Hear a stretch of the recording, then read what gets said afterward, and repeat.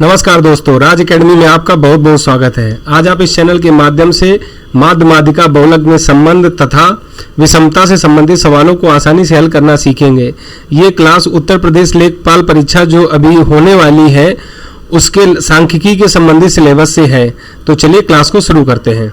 आप यहाँ जैसा कि देख रहे हैं लिखा है विषमता कैसे निकालते हैं। तो स्क्यूनेस जो है वो किस तरह से निकाली जाती है। तो जो विषमता है वो दो तरह की होती है, ऋणात्मक या धनात्मक।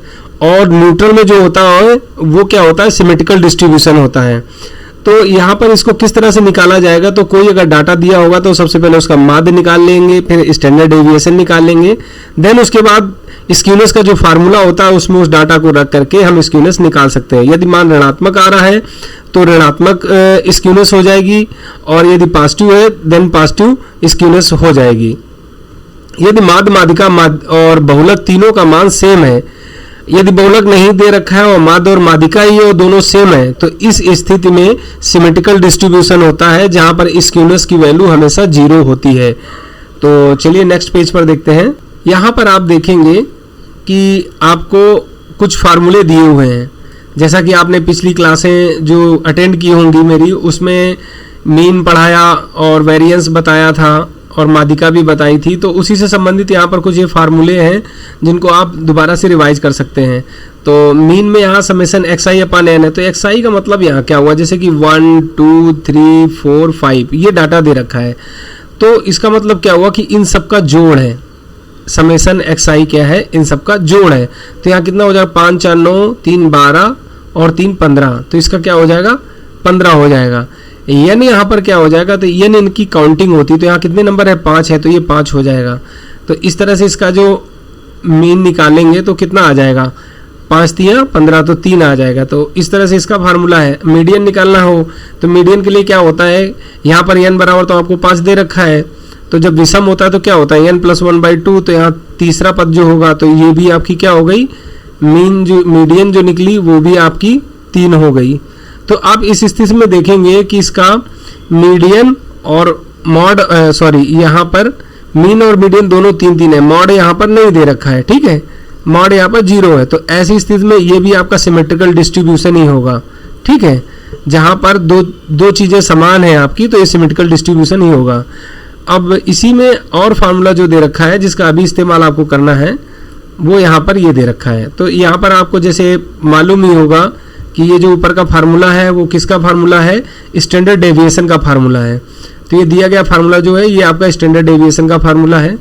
तो जैसे कोई डाटा आपको दे रखा है xi में मान लेते हैं 1 2 3 4 5 6 इस तरह से दे रखा है, और यहाँ 7 मान लेते हैं। तो यहाँ पर आप इसका जब x बार निकालेंगे तो x बार कितना हो जाएगा, इन सबका योग बटे कितना हो जाएगा, 3 3 6 7। तो कितना है ये, 3 3 6 4 10 और 6 5 11 21 7 28। तो कितना हो जाएगा, 28 बटे 7 करेंगे तो 7 चौक 28। तो ये इसका जो है x बार आ गया। तो इसका जो माध्य है वो 4 निकल के आएगा। तो यहाँ पर आप इसे लिख सकते हैं x बार = 4। देन आपको क्या करना है, xi माइनस x बार निकालना है। तो ये क्या होगा, हर एक से घटाना है। जैसे इसको 1 - 4 देन प्लस, चूंकि समेशन करना है तो प्लस कर लेना है, ठीक। तो इसमें क्या हो जाएगा, 2 - 4 और फिर हो जाएगा +3 - 4। इस तरह से इसका मतलब है जो निकालना है आपको, ठीक है।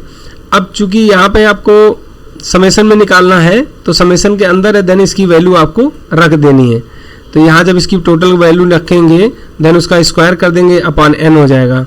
तो इस तरह से इसका पूरा डाटा निकालना है। और नेक्स्ट में देखते हैं, यहाँ पर स्क्यूनेस दे रखी है।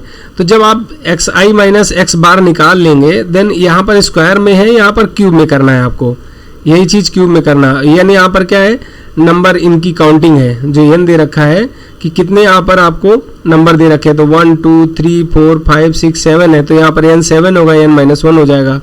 ओमेगा यहाँ क्या आपका स्टैंडर्ड डेविएशन है जो आपने निकाला उसका क्यूब में रख लेंगे। तो जब एग्जैक्ट स्क्यूनेस आपको निकालने को आएगा तो आपको स्टैंडर्ड डेविएशन निकालकर ये इस तरह से निकालना होगा। यदि आपको पॉजिटिव स्क्यूनेस या नेगेटिव स्क्यूनेस केवल पूछता है तो इस फार्मूले की आपको जरूरत नहीं पड़ेगी। तो उसके लिए आपको क्या जरूरत पड़ेगा वो आगे पेज पे देखते हैं। तो नेक्स्ट में चलते हैं। यहाँ पर आपको दे रखा है ग्राफ। इस ग्राफ में आपको तीन चीजें बताई गई कि सिमेट्रिकल डिस्ट्रीब्यूशन क्या होता है, नेगेटिव स्क्यूड क्या होता है और पॉजिटिव स्क्यूड क्या होता है, जिसके बारे में अभी हम पहले चर्चा कर रहे थे। तो जब आपका जो मीन है वो छोटा होगा तो निगेटिव स्क्यूड होगा।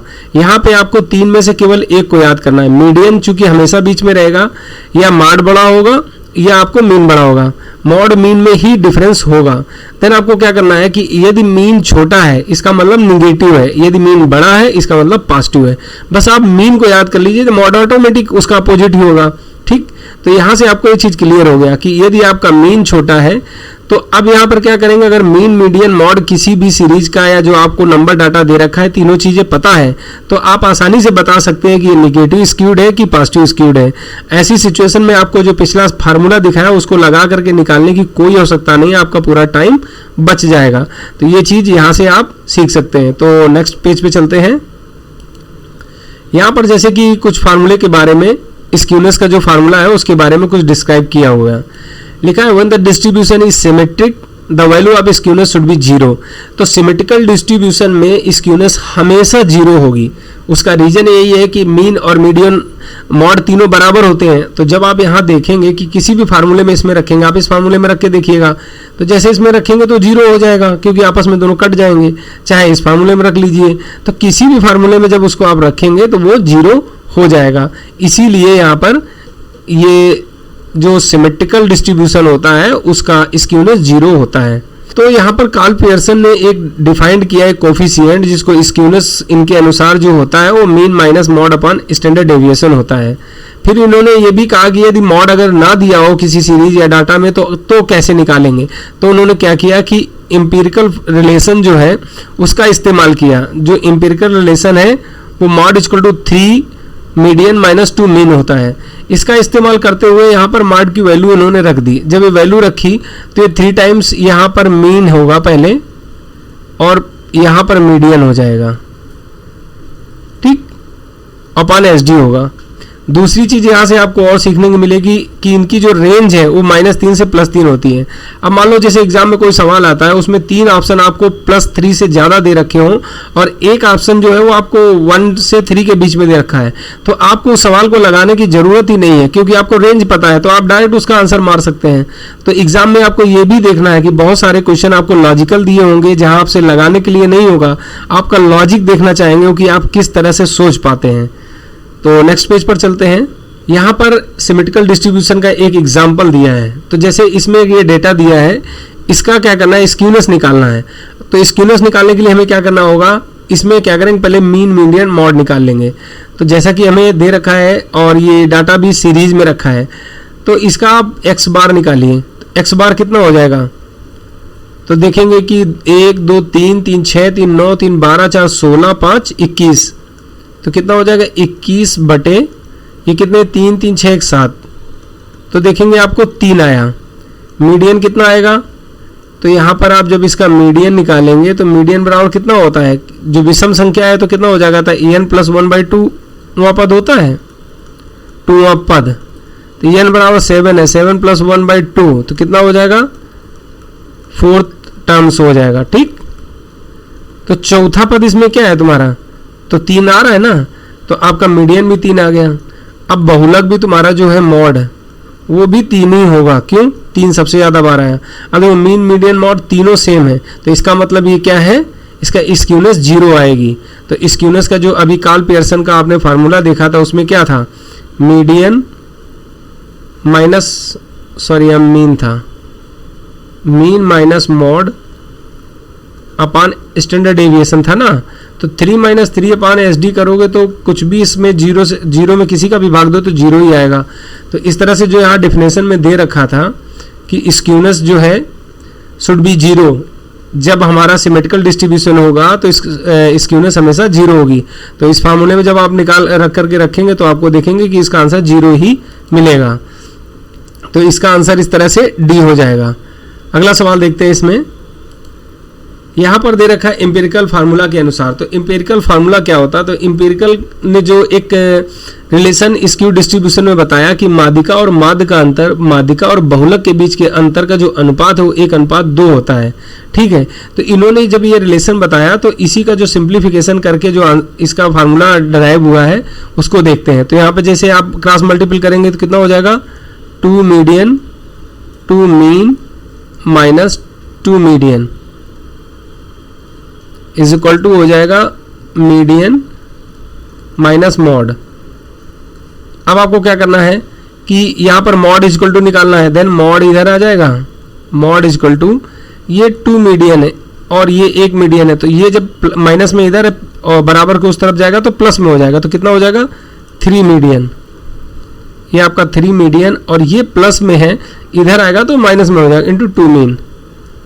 तो इस तरह से आप देखेंगे कि एम्पिरिकल फार्मूला जो ड्राइव हुआ वो इस तरह से एम्पिरिकल फार्मूला बना है। अब आपको इससे रिलेटेड जो क्वेश्चन आपके एग्जाम में आ सकते हैं तो उन क्वेश्चंस को देखते हैं। तो यहाँ पर जैसे क्वेश्चन नंबर 2, चूंकि पहला एक उदाहरण में बता चुका हूँ, तो यहाँ पर दूसरा नंबर क्वेश्चन है और इसमें लिखा है कि किसी डाटा का माध्य 10 है, उसकी माध्यिका 15 हो, तो उस डाटा का बहुलक क्या होगा? अब आपसे बहुलक पूछ रहा है, डाटा दिया नहीं है, तो ऐसे में आप सोचेंगे बहुलक कैसे निकाल दें? तो इसलिए यदि आपको एम्पिरिकल फार्मूला पता है तो आप आसानी से निकाल पाएंगे, नहीं तो आप निकाल ही नहीं पाएंगे।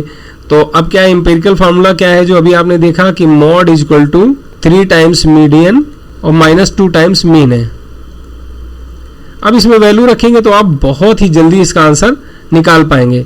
तो यहाँ पर क्या हो जाएगा? 3 × 15 माइनस 2 × 10, तो ये कितना हो गया? 45 और माइनस 20 देन 25। तो मॉड कितना निकल गया है? 25। तो इसका आंसर कितना हो जाएगा?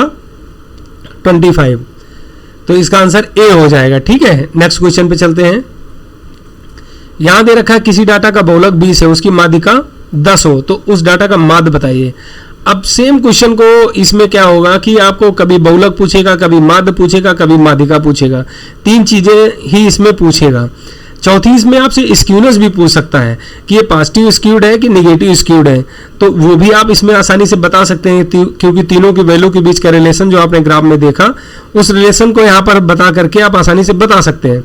तो इस सवाल में हम स्क्यूनेस भी देखेंगे। ठीक है, तो चलिए क्वेश्चन को लगाते हैं। जैसे कि आपको यहाँ दे रखा है mode is equal to 3 times median minus 2 times mean. अब आपको क्या दे रखा है? मॉड दे रखा है 20 और 3 टाइम्स ये मीडियन भी दे रखी है, तो पूछ क्या रहा है? मीन पूछ रहा है। ठीक, अब यहाँ पर क्या हो जाएगा? 30 हो जाएगा, ये माइनस का जब इस तरफ लाएंगे तो प्लस का हो जाएगा, तो 2 मीन इज इक्वल टू ये 30 है 20, तो ये क्या हो जाएगा? 30 माइनस 20, तो ये कितना हो गया? 10। अब यहाँ पर जब मीन निकालेंगे तो मीन इज इक्वल टू हो जाएगा 10/2 दैट इज 5। ठीक, आपका मीन पता चल गया। अब यहाँ पर रखिए इसको कि मीन बराबर आपका दे रखा है 5, मीडियन कितना दे रखा है? मीडियन बराबर है आपका 10 और मॉड कितना है आपका? 20 है। अब इसको आप देखेंगे तो मॉड क्या है आपका? मॉड बड़ा है, मीन छोटा है। जैसा कि मैंने बताया था कि एक चीज याद रखना है, केवल कि एक को पकड़ना है। तो मीन को बचे से बताया था कि यदि मीन छोटा है तो क्या होगा? निगेटिव स्क्यूड होगा, और मीन बड़ा है तो पॉजिटिव स्क्यूड होगा। किससे? मॉड से। और मीडियन हमेशा बीच में ही रहती है, तो मॉड यहाँ पर क्या है? बड़ा है, मीन यहाँ पर छोटा है, तो ये क्या होगा? निगेटिव स्क्यूड होगा। तो इस तरह से आप इसकी स्क्यूनेस भी बहुत आसानी से बता सकते हैं। इसकी जो स्क्यूनेस होगी निगेटिव होगी। ठीक है, नेक्स्ट क्वेश्चन देखते हैं। इसमें लिखा है किसी डाटा का माध्य इतना है, उसका बहुलक कितना है, तो उसकी माध्यिका क्या होगी? तो यहाँ पर बहुलक नहीं है, यहाँ आपको माध्यिका आप निकालनी है, तो ये क्या हो जाएगा? माध्यिका। तो इसमें आपसे माध्यिका पूछ रहा है। 3 सवाल इसके इसलिए लिए क्योंकि 3 डाटा है और इन्हीं 3 को ही घुमाकर आपसे कुछ भी पूछा जा सकता है। तो माध्यिका कैसे निकालेंगे? सेम प्रोसेस सबका है, आपको फार्मूला बनाना है और फार्मूले में डाटा जो दिया है वो रख देना है, जो नहीं दिया है उसको फाइंड आउट कर लेना है। तो यहाँ पर क्या हो जाएगा? माध्य आपको दे रखा है तो माध्यिका निकालनी, तो 3 टाइम्स जब इसको करेंगे 2 टाइम्स, यहाँ पर क्या हो जाएगा? 15 25। यहाँ पर क्या दे रखा है? 2 इंटू मीन, मीन कितना है आपको? 25, तो यहाँ पे आपने क्या लिख लिया? 25। और यहाँ पर बहुलक आपको जो मॉड है वो कितना दे रखा है? 13। अब जब यदि इसको आप सॉल्व करेंगे तो आप इसको इस तरफ ले आइए तो कितना हो जाएगा 3m, ठीक। अब इनको जब हम इस तरफ लाएंगे तो कितना हो जाएगा, जैसे कि यहाँ पर इसको लेके आएंगे तो ये माइनस का हो गया, ठीक। आप इसको इस तरफ ले जाए तो ये पूरा माइनस का 63 हो जाएगा, तो माइनस माइनस अब हट जाएगा। इसको डायरेक्ट भी कर सकते थे बट आपको समझाने के लिए मैंने इसको इस तरह से लिख लिया, ठीक है। तो आपका मीडियन क्या आ जाएगा 63/3, तो कितना आ गया 21। अब आप इस सवाल को सारा डाटा जो दिया उसको आप रखिए, तो कितना दे रखा है मीन है आपका 25, ठीक। देन उसके बाद मीडियन, तो मीडियन देखेंगे तो 21 निकला है मेरा। और इसके बाद मॉड कितना दे रखा है, तो मॉड आप देखेंगे दे रखा है 13। अब इस सवाल में आप देखें मीडियन तो हमेशा बीच में ही रहेगी, तो अब की बार क्या हुआ कि मॉड के सापेक्ष आपका मीन जो है वो बड़ा है, कितना है 25 है। तो इसका मतलब ये क्या हुआ कि ये पॉजिटिव स्क्यूड है। क्या है ये पॉजिटिव स्क्यूड है। तो इस तरह से आप बता सकते हैं कि पॉजिटिव स्क्यूनेस है कि नेगेटिव स्क्यूनेस है कि सिमेट्रिकल डिस्ट्रीब्यूशन है, और बहुत आसानी से इस सवाल से आप बता सकते हैं। और इसका आंसर जो होगा वो सी हो जाएगा। तो इस क्लास में इतना ही, और इसमें मैंने आपको जो मीन मीडियन मॉड का जो रिलेशन है उसे बहुत ज़्यादा चांस है कि एक क्वेश्चन जरूर पूछे। इसको एक बार प्रैक्टिस जरूर करिएगा सवालों में तो लगा पाएंगे। और स्क्यूनेस भी पूछी जा सकती है कि निगेटिव स्क्यूड है कि पॉजिटिव स्क्यूड है, बट एग्जैक्टली स्क्यू निकालने के लिए आपको एग्जाम में सवाल मेरे ख्याल से तो नहीं आएगा, क्योंकि वो काफ़ी टाइम टेकिंग कैलकुलेशन उसमें रहती है। तो इसी के साथ इस क्लास को समाप्त करते हैं, मिलते हैं नेक्स्ट क्लास में। Thank you.